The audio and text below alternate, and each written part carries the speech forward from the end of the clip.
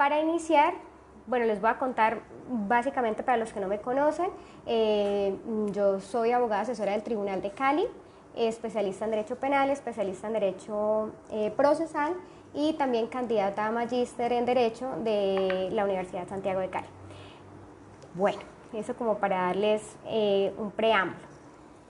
Vamos a empezar con lo que, si bien para algunos que ya están de pronto en el tema del enfoque de género en el proceso, de pronto podrá ser repetitivo, pues debo empezar por aquí porque es el punto de partida para las personas que de pronto no están tan familiarizadas con este tema.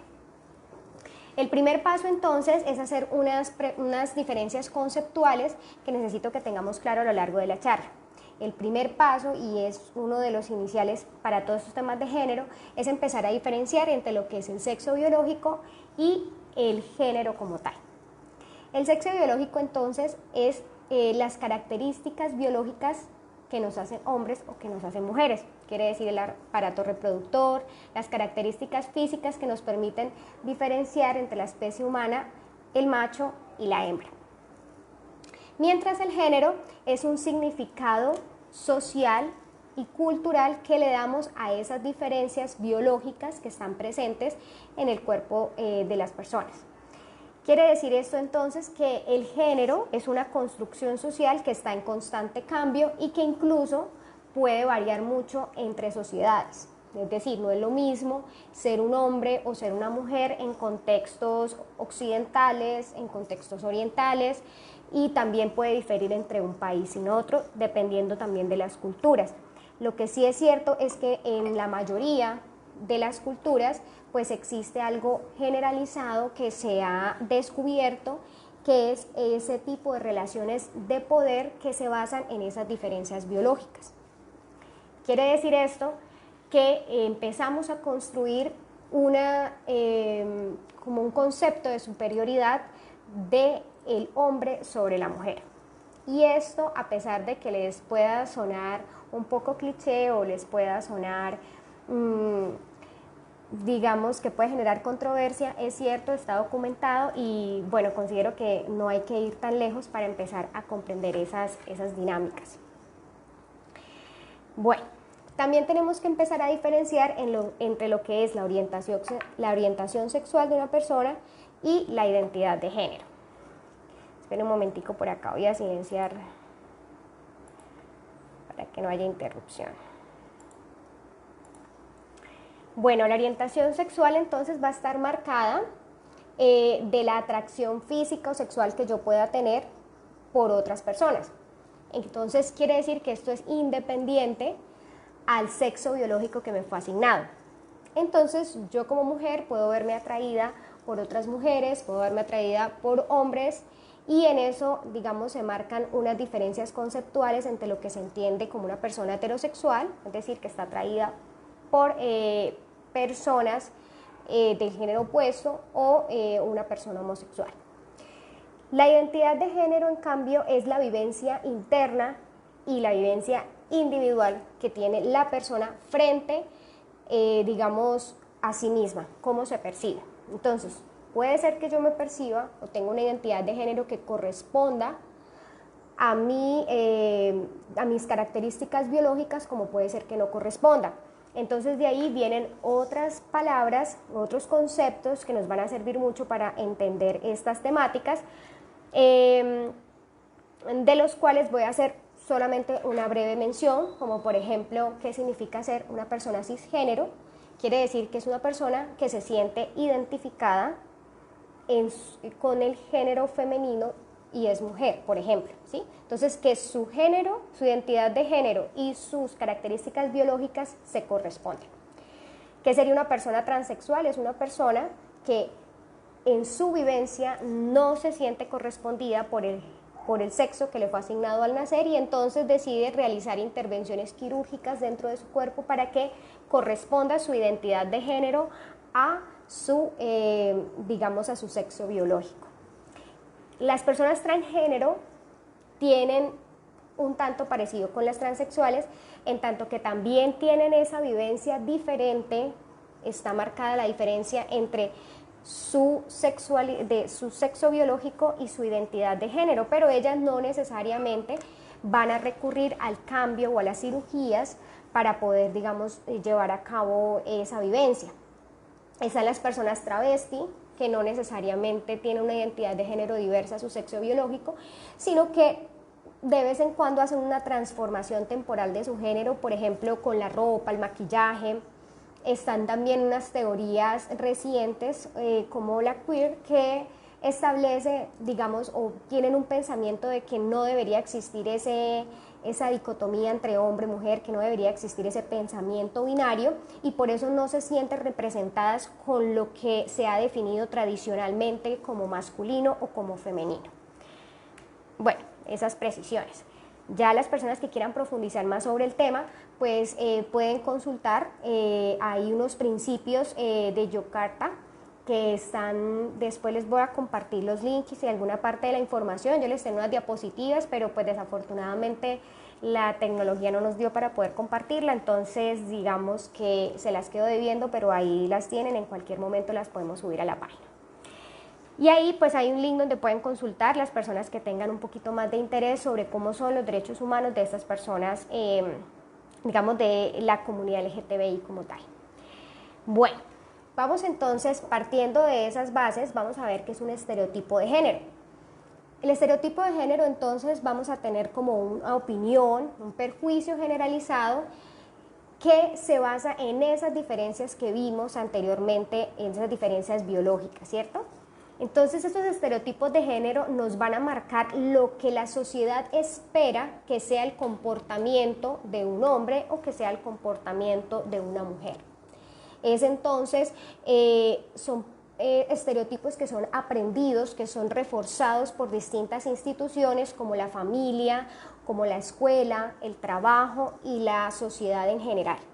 Quiere decir que todos hemos pasado por esos estereotipos y los tenemos marcados desde que empezamos nuestro desarrollo cognitivo. Vamos a ver cómo el lenguaje va a ser un factor fundamental para empezar a crearnos esos estereotipos. Entonces, ese es un primer punto de partida. Estereotipos que obviamente la idea es precisamente desarraigarlos cuando estamos dentro del proceso penal o cuando estemos tomando decisiones dentro de cualquier clase de proceso.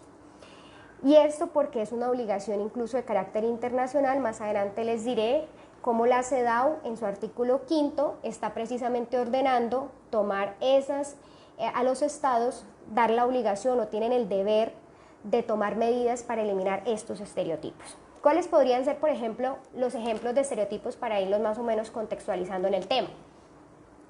¿Qué es lo femenino para la sociedad? Lo femenino y lo masculino, porque vamos a ver que los estereotipos muchas veces afectan también a los hombres. Hombres y mujeres, no por igual, pero también nos generan afecciones. Pueden haber unos estereotipos que son nocivos o aparentemente benignos, y por eso no necesariamente o tenemos que mirarlos con lupa para saber cuándo en realidad sí es benigno o cuándo está generando límites o trabas para el ejercicio de nuestros derechos. Lo femenino entonces se asocia culturalmente con una pasividad, con una sumisión, con aptitudes para trabajos manuales, cuando hablan de que las mujeres tienen mejores habilidades lingüísticas, cuando nos desempeñamos mejor en ámbitos privados, cuando estamos destinadas a la reproducción, cuando hablan de que somos dependientes, de que somos irracionales muchas veces, mientras que lo masculino entonces es socialmente visto como algo que es biológicamente superior. Vamos a ver un carácter dominante, las aptitudes para el trabajo físico, porque se tiene que biológicamente pues va a ser digamos, el hombre va a ser fuerte, entonces está como destinado a realizar esos trabajos físicos, que tienen habilidades matemáticas. Ya la sexualidad del hombre no está vista como, digamos, destinada a la reproducción solamente, sino ya al placer, que son autosuficientes y que tienen un muy buen manejo de las emociones, digamos, son más racionales. ¿Cómo podemos ver esto, digamos, en un ejemplo práctico? Vamos a ver, por ejemplo, una mujer que sea una jefe, digamos, en una oficina, y de pronto la vemos con mucha propiedad, hablar de pronto con una voz recia, y vamos a ver en un hombre que haga lo mismo. Entonces estos estereotipos que generan, que a veces entonces a la mujer digan, no, esa mujer es histérica, es cansona, no, que es pasional, mínimo ya está en sus días, ¿sí? Entonces empezamos a generar unas visiones sobre ese comportamiento. En cambio, cuando ese mismo comportamiento lo desempeña un hombre, por ejemplo, en ese mismo contexto, entonces vamos a decir qué buen líder, toma la iniciativa, es una persona que tiene claros sus objetivos. Entonces, vamos a ver, digamos, en esos aspectos prácticos a veces, ese tipo de diferencias o cómo influyen esos estereotipos de género. Iván Pedraza, más adelante hablaremos del delito de feminicidio. Bueno, vamos a ver entonces algunos estereotipos en el derecho. Para los que me están haciendo preguntas puntuales, vamos a hacer un recorrido de pronto primero por lo general y después vamos a ir ampliando el tema. Ya vamos a mirar sentencias de la Corte Suprema, de la Corte Constitucional para dar algunos ejemplos, y vamos a empezar a ver legislación para que también ustedes empiecen a mirar tanto lo que dice la norma como lo que ha hecho la jurisprudencia en ciertos aspectos. Bueno. Algunos estereotipos de género en el derecho. Escogí algunas cositas que encuentra uno en la legislación y que tienen que ver con cómo esos estereotipos influyen en las leyes que digamos, nos rigen. Bueno, por ejemplo, la imposición de guardas y la potestad marital que existía antes de la ley de 1932. El derecho a la administración de los bienes que tenía el esposo en virtud del matrimonio. Entonces nos veían como el sexo débil, como que no estaba muy claro si teníamos una capacidad negocial, entonces nos imponían guardas, nos imponían, si no estábamos bajo la patria potestad del padre, pues entonces pasábamos también a estar vinculadas a nuestros esposos. Digamos, se nos trataba con paternalismo, al punto que para contraer obligaciones tendríamos que tener, digamos, unas autorizaciones, y en algunas épocas o algunas legislaciones civiles también planteaban la nulidad absoluta de los contratos que eran firmados por mujeres que no tuviesen, digamos, esa autorización del padre o del esposo. En la violencia sexual, por ejemplo, también vemos como en algunos tipos penales anteriormente se tenía, por ejemplo, en la violencia sexual, no se estaba protegiendo la libertad, integridad y formación sexuales de la mujer, sino que lo que se protegía era más bien el honor como un valor de la sociedad. Entonces de ahí se determinaba qué mujer era sujeto pasivo de la conducta y qué mujer no, porque obviamente no todas las mujeres, según esa tesis, digamos, tendrían esa virtud, ese honor que le interesara a la sociedad. Incluso se planteaba la posibilidad de extinguir ese delito sexual cometido con una mujer si se casaba con ella, porque se entendía que le estaba restituyendo ese honor que era en últimas el bien jurídico que se le estaba protegiendo.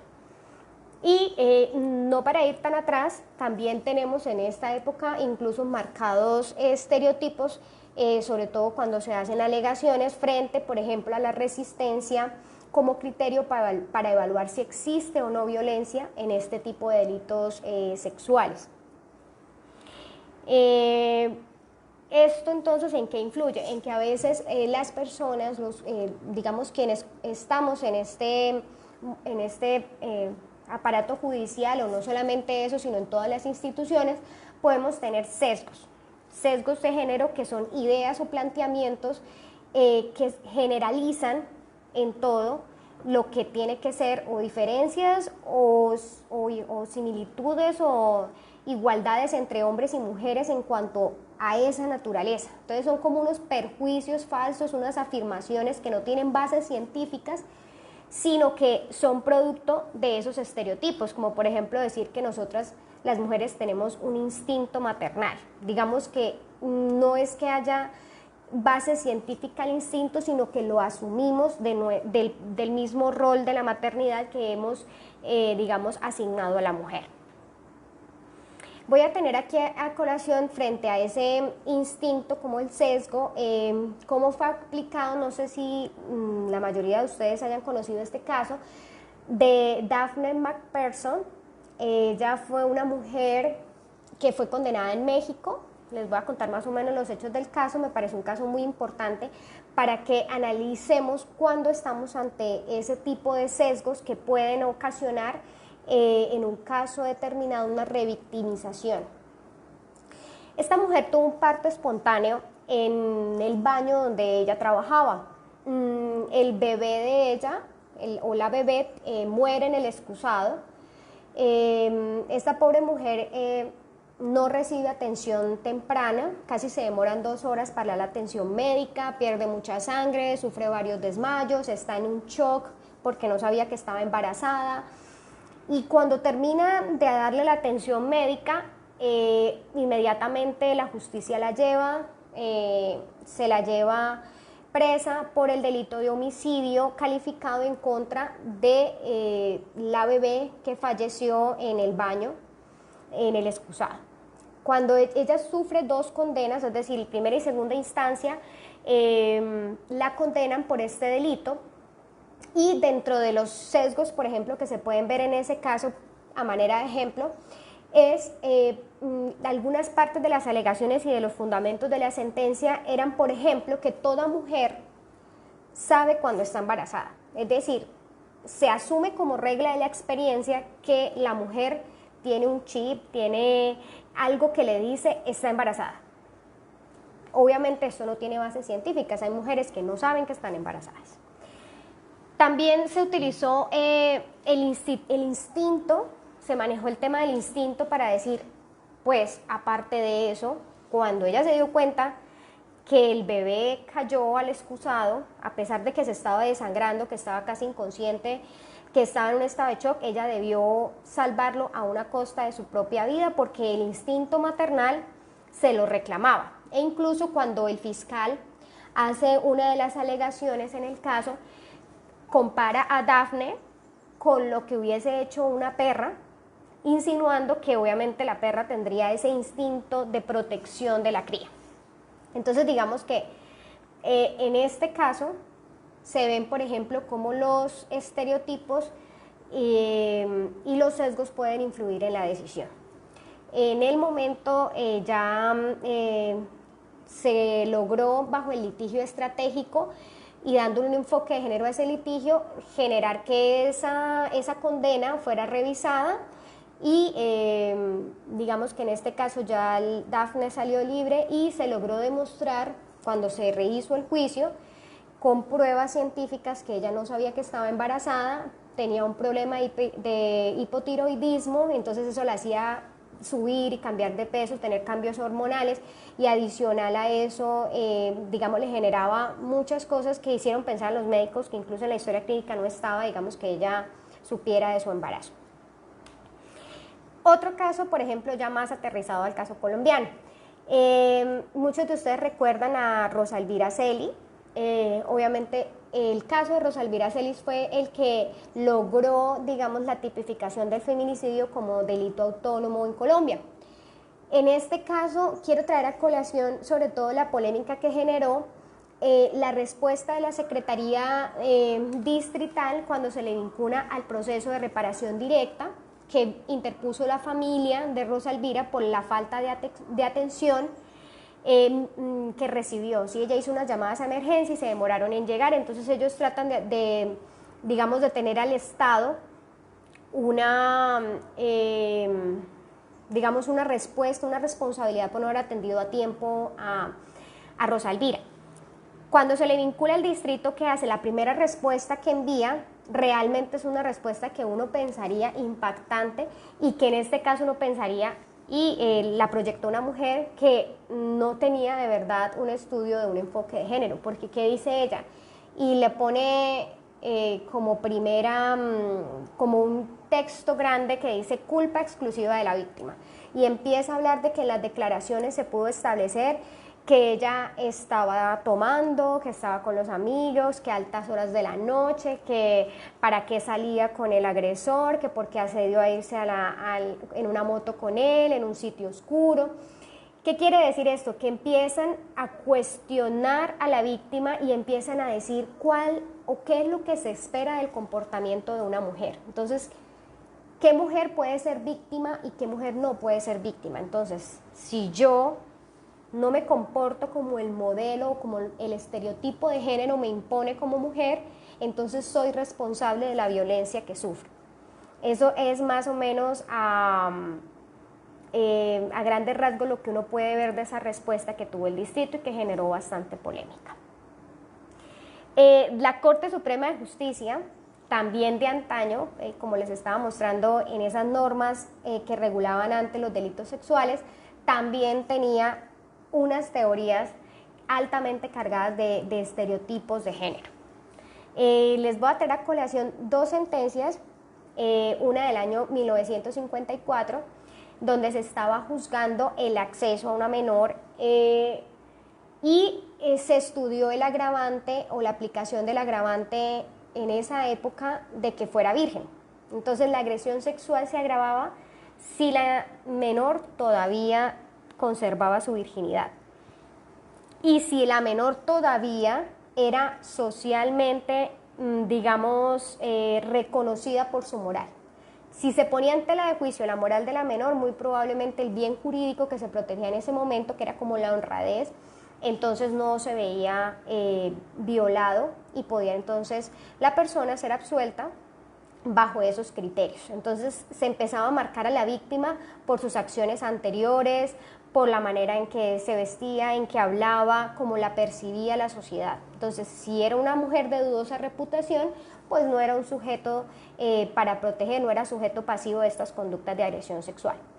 La otra sentencia de 1963 también empiezan a hablar incluso del delito de corrupción de menores y empiezan a hablar de los grados de pureza que debe tener el sujeto pasivo, es decir, la víctima tiene que ser una mujer pura, una mujer casta y por ejemplo, en ese proceso en sí se absuelve porque incluso se hacen afirmaciones de que la niña era una niña nocherita, que era una niña que le gustaba la explotación sexual de su cuerpo, que disfrutaba de sexo sin ningún miramento, y entonces bajo esos argumentos empezaron a decir, pues no existe aquí un honor sexual que proteger, y entonces se escuchaba la frase de que ya no se puede corromperlo, que ya está corrupto. Entonces ahí vemos cómo los estereotipos pueden ir marcando las decisiones judiciales.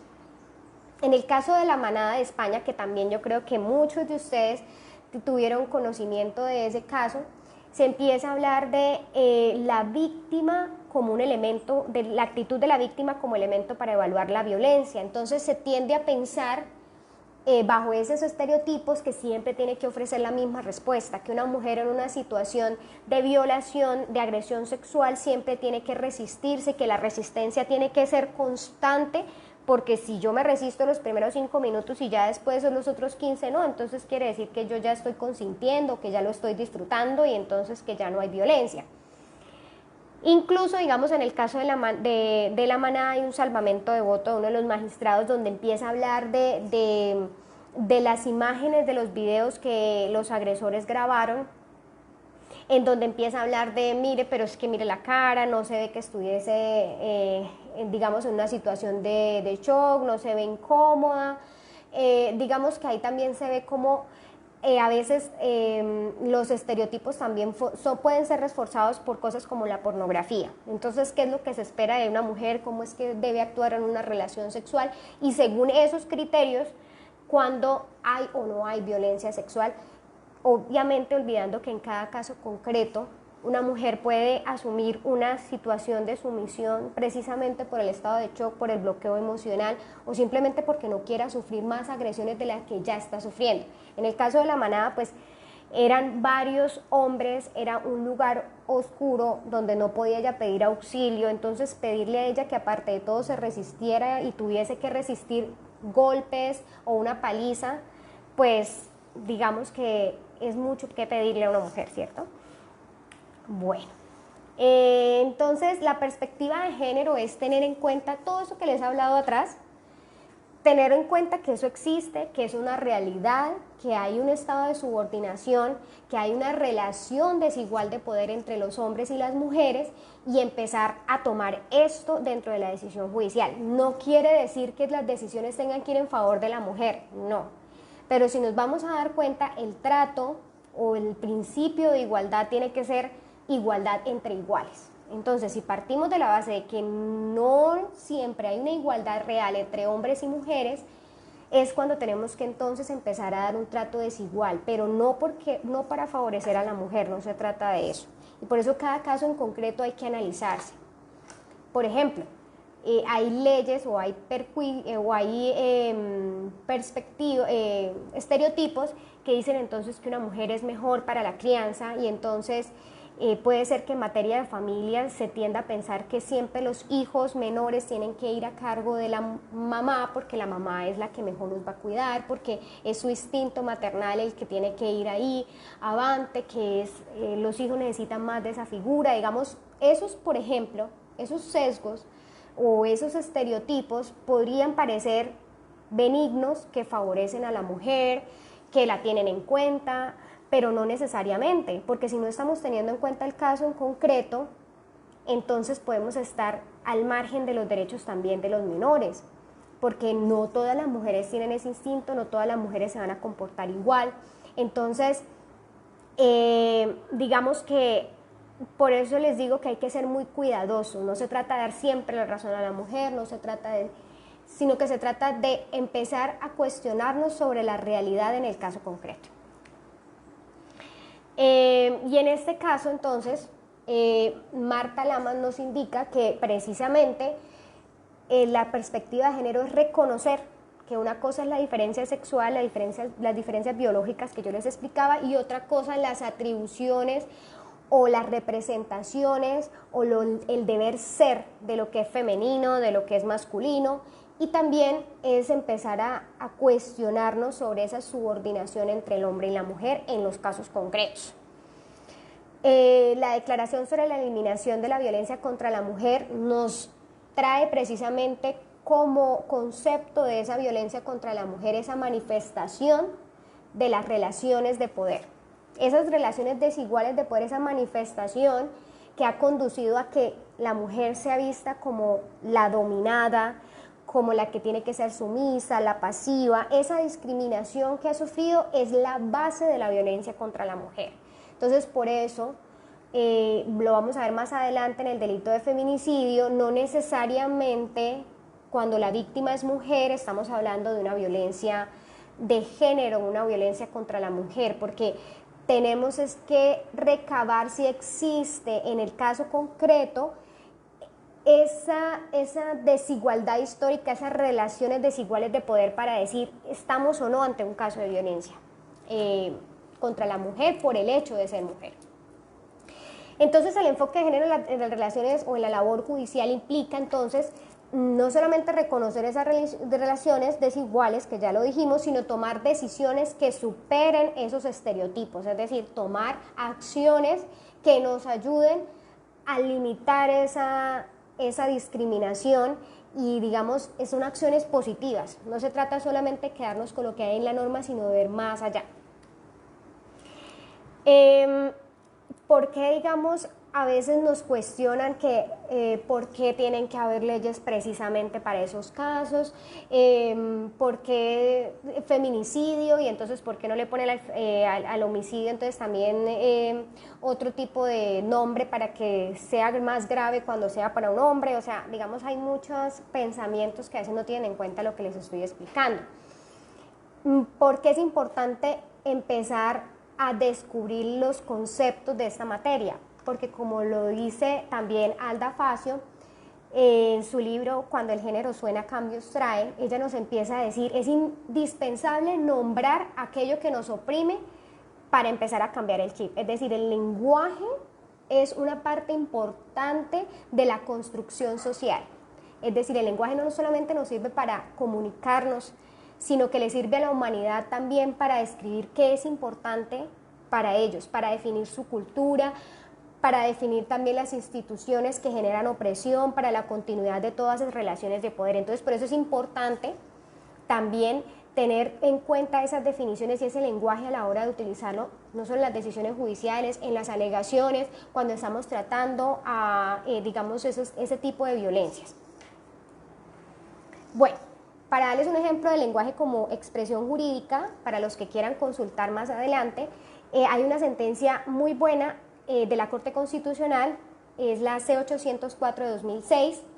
Esa sentencia analiza una norma del Código Civil, el artículo 33, y miren que no es ni tan vieja, entonces son cosas que no solo pasaban antes, sino que siguen pasando ahora. Y el artículo 33 del Código Civil, ¿qué decía? Decía, mire, cuando este código refiere a las palabras hombre, persona, niño, adulto y otras semejantes, en su sentido general se aplica a todos los individuos de la especie humana. Más adelante, el siguiente inciso decía, por el contrario, las palabras mujer, niña, viuda y otras semejantes solamente están designadas para ellas. Quiere decir esto que el Código Civil tenía la definición de que el hombre abarcaba toda la humanidad, que el hombre era significado de todo lo humano. Entonces, empieza la Corte a analizar esas situaciones de inclusión o exclusión que pueden estar en el lenguaje, en las normas, en la jurisprudencia, digamos en todo el lenguaje no solo social sino también jurídico. Y como el lenguaje comunica hábitos y como el lenguaje también determina valores, entonces empieza a decir, mire, como el hombre ha tenido mucho más tiempo la participación política, como lo veíamos atrás cuando empecé a contarles los estereotipos, digamos lo masculino siempre se ha asociado a la vida pública, a los cargos políticos, entonces la participación pública y política de la mujer es muy reciente. Entonces, por eso, si vamos a una institución como el Código Civil, pues es lógico que tuviese una norma como estas. Entonces empieza la Corte a hacer ese análisis y dice, no, tenemos que empezar a cambiar esto, porque el hecho de que el hombre haya participado en su mayoría en la creación del derecho de las normas, no quiere decir que tengamos que seguir en ese lenguaje exclusivo. Entonces declara inexequible la norma. Entonces, para quienes quieran conocer un poquito más sobre ese tema, los invito a leer esa sentencia.